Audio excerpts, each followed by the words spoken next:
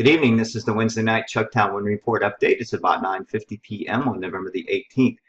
We're going to talk about the winds and the weather for tomorrow and into Friday, and we'll touch a little bit on the weekend. But first, we need to look at what's in our immediate future because we have a rather large, cold and strong cold front looming to our west. So that's this upper level low in Canada has drawn a cold front boundary all the way down across the United States and into the Gulf, and it even extends over into the eastern North Pacific.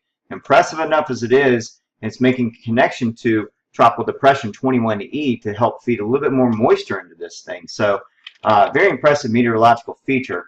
But as far as us locally, we have high pressure up here to the northeast. It's feeding in the southerly winds, and we had southeast winds today along our coast. But marine layering did show to be an issue as the waters are still about 67 to 68 degrees and warmth. They're going to continue to cool down over time. And when we have warm air masses and southerly winds moving into the area, that tends to be a problem where the winds just won't come up the beaches. They'll stay capped at a lower speed. 10 knots seems to be 10 to 12 knots seems to be a favorable cap for these winds. And then inland towards the Cooper River, up the Cooper River and towards the airport, we saw 15 to 20 knots. So that's where the warmer, drier air is able to surface mix where the land is actually hotter. So that's what we look for at southerlies this time of the year. By tomorrow morning when we wake up, we're already seeing a few showers pass through the area along this warm front. But as we wake up in the morning, we'll see even more rains, increased widespread heavier downpours moving through the Charleston area, and that's going to drown out winds. So winds aren't going to be very favorable in the morning. They're going to be messy, maybe jumpy, may see some higher gusts into the mid to upper teens and then back down to the lower teens and then back up and down into the single digits. So not looking too good on the winds for the gradient tomorrow. It looks like everything's going to be kind of messy. And then as time goes on in the afternoon, we have high pressure moving in behind it to show sort of a westerly flow that's going to taper off and diminish at the end of the day. Now as we get into Friday, we have high pressure driving down from the north and from the west, and that is going to build over the Tennessee Valley and build a stronger northerly gradient over our area. So we're looking at a moderate north to north-northeast wind on Friday.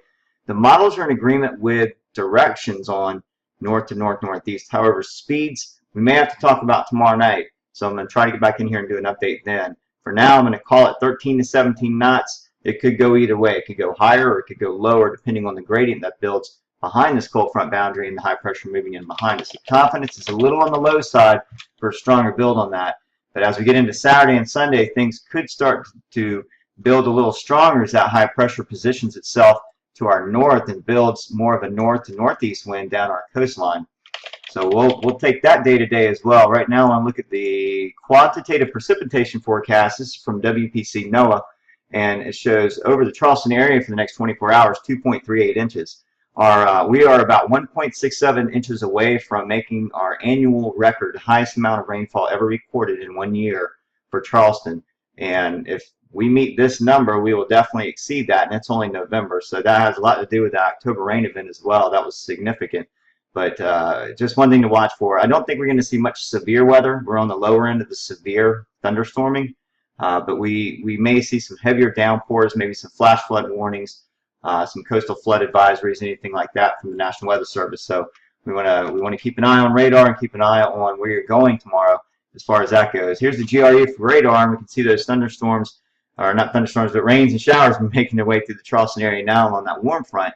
And behind that, we see warnings and watches starting to come up across Georgia as the cold front makes its way to the east. Look at infrared. We can see a better view of what's going on with that cooler, dry air coming in right behind it. And you can see where the cloud line ends and where that high pressure is moving in. So the post-frontal flow tomorrow behind this is going to be from the west to northwest and probably diminish out. But by Friday, we could see some stronger winds. So we'll take it day to day there. Quick look at Datascope right now. We have 15 knots in the Charleston Harbor, 14 knots in Charleston Harbor, 12 knots to Folly Beach. These winds are going to be kind of jumpy tonight, and the gradient's going to be flexing in and out. We've already seen that at Folly Beach. If we look at the models take a quick peek at these models, and we see the southerly winds, lots of disagreement on the speeds. I'm just going to say it's going to be messy. I wouldn't even bother if you're into water sports. Tomorrow morning may not be a good time to do it. But as we get into Friday, here's where we see the model agreement on the directions. Let me move myself out of the way here. If we look at the model agreement on directions, mainly from the north, northeast, and then you see a wide spread in the speeds, and that's going to be dependent on the gradient that builds in behind it. So We probably not such a good day tomorrow, but I'll be back tomorrow night to do an update for Friday and Saturday. And Sunday could be a good day, so I'll get back to you on that as well. Thanks for watching. Have a good night.